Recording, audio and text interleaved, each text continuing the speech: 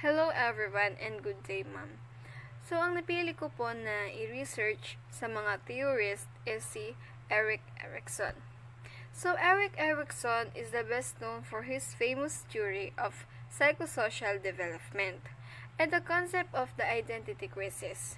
His theories marked an important shift in thinking on personality, instead of focusing simply on early childhood events. His psychosocial theory looks at how social influences contributed to our personalities through our entire lifespan. Ericson was born on June 15, 1902 in Frankfurt, Germany. He died on May 12, 1994 in Rosewood Manor, Harwich, Massachusetts, United States. His spouse is Joan Ericson, 1940 to 1994. So let's take a closer look at the background of different stages that make up Ericson's psychosocial theory. So Ericson, 1959, theory of psychosocial development has 8 distinct stages. So according to Ericson, the ego develops as it successfully resolves crises that are distinctly social in nature. This involves establishing a sense of trust in order, developing a sense of identity in society, and helping the next generation prepare for the future. So, Ericson's first psychosocial crisis occurs during the first year or so life, like Freud's oral stages of psychosexual development. And one of the crises is trust and mistrust. During these stages, the infant is uncertain about the world in which they live. To resolve this feeling of uncertainty, the infant looks towards their primary caregiver for stability and consistency of care. By developing a sense of trust, the infant can have hope that as new crises arise, there is a real possibility that other people will be there or a source of support. For example, if the care has been harsh or inconsistent, unpredictable, and unreliable, then the infant will develop a sense of misunderstanding, will not have confidence in the world around them, or in their ability to influence events. So the second one is the autonomy versus shame. So autonomy versus shame is when the child is developing physically and becoming more mobile. So between the ages of 18 months and 3, children begin to assert their independence by walking away from their mother, picking which toy to play with, and making choice about what they like to wear or to eat, and etc. For example, rather than put on child's clothes, a supportive parent should have the patience to allow the child to try until they succeed or ask for assistance.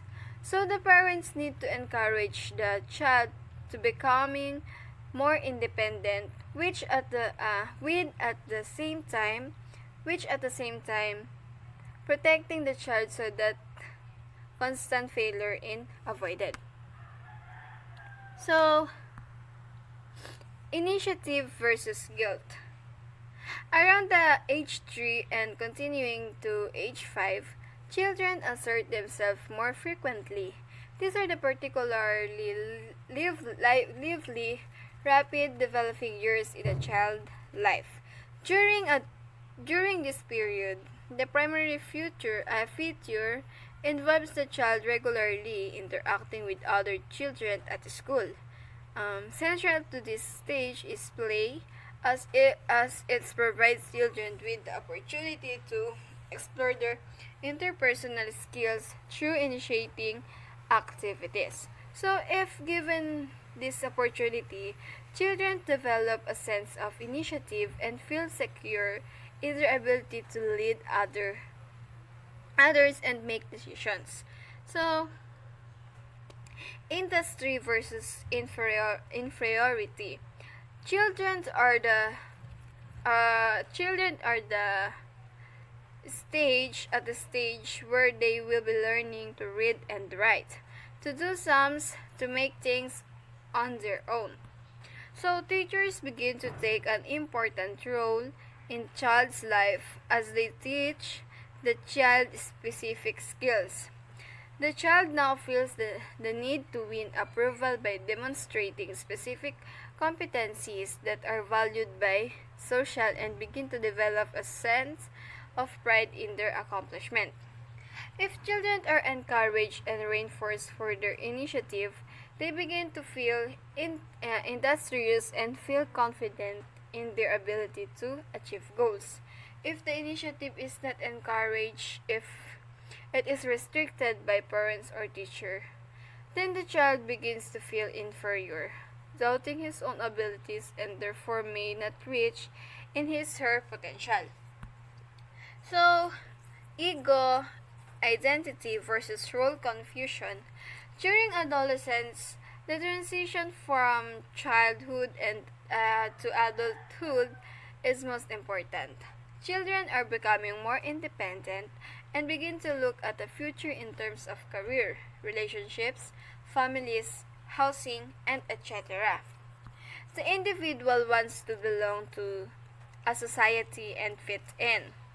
This is a major stage in development where the child has to learn the roles he will occupy as an adult. It is during this stage that the adolescent will re-examine his identity and try to find out exactly who he or she is. So Ericson suggests that two identities are involved, the sexual and occupational. According to B. 1992, what should happen at the end of this stage is a reintegrated sense of self of of what one wants to do or be, and of one's appropriate sex role. During this stage, the body image of the adolescent changes. Ericson claims that the adolescent may feel uncomfortable about their body for a while until they can adapt and grow into the changes. Success in this stage will be lead the virtue of fidelity. So fidelity involves being able to commit oneself to other on the basis of accepting other even when there may be ideological differences. So intimacy and isolation. Occurring in young adult age 18 to 40, we begin to ourselves more intimately with others. We explore relationships leading towards longer terms commitments with some other than a family member. So, successful completion of these stages can lead to comfortable relationships and a sense of commitment, safety, and care within a relationship. Avoiding intimacy, fearing commitment and relationships can lead to isolation, loneliness, and sometimes depression. Success in this stage will be to the virtue of love. So, seventh, generativity versus stagnation. So, during middle adult ages 40 to 65, we establish our careers, settle down within a relationship, begin our own families, and develop a sense of being a part of the bigger picture. We give back to society through raising our children, being productive at work, and becoming involved in community activities and organizations. By failing the achievement, this activity will become stagnant and feel unproductive. The success in these stages will lead to the virtue of career. And the last one, ego, integrity versus despair. As we grow older, 65 and over, and become senior citizens, we tend to slow down in productivity and explore life as a retired person. It is during this time that we contemplate our accomplishments and are able to develop integrity if we see ourselves as leading a successful life. So, Ericson believed if we see our lives as unproductive, feel guilty about our past, or feel that we did not accomplish our life goals, we become dissatisfied with life and develop despair, often leading to depression and hopelessness. Success in this stage will be led as the virtue of wisdom. So wisdom enables a person to look back on their life with a sense of closure and competences, and also accept death without fear. So Ericson's stages theory of psychosocial development um, generated interest and research on human development through lifespan, an ego psychologist who studied with Anna Freud. Erikson expanded psychoanalytic theory by exploring development throughout life, including events and childhood, adulthood, and old stage. So, each in stage theory builds on the preceding stage and paves the way following periods of development in each age. Erikson believed people experience a conflict that serves as turning point in development. In Erikson's view, these conflicts are centered on either developing a psychosocial quality or failing to develop that quality. During these times, the potential for personal growth is high, but so it is the potential for failure. He develops of identity seems to have been one of Erikson's greatest concerns in his own life as well as being central to his theoretical work. As an older adult, he wrote about his adolescent identity confusion in his European day. My identity confusion, he wrote, was a time on the borderline between neurosis and adolescent psychosis. Erikson's daughter writes that her father's real psychoanalytic identity was not established until they replaced his stepfather's surname with the name of his own invention. So, Erikson.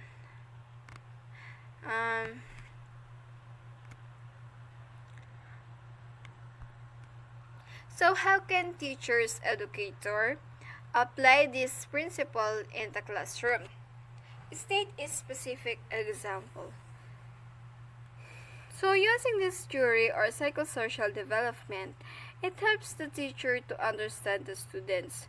They can easily know the situation or the feeling of the students, especially in age of play age, or let's say when the child is in age of 3 to 5 years old. The child is new to school because they are first time, so this theory helps the teacher how to approach the students or child. And also when the age is being older, the situation or the feelings and wants of the child is new. They improve themselves, especially in their body. There is a lot of things that they want to try or experience, so that the teacher must guide the students to avoid the wrong and teach them the right way. So, thank you and God bless. I am Girlie Ann C. Macaso from BSED to a major in English.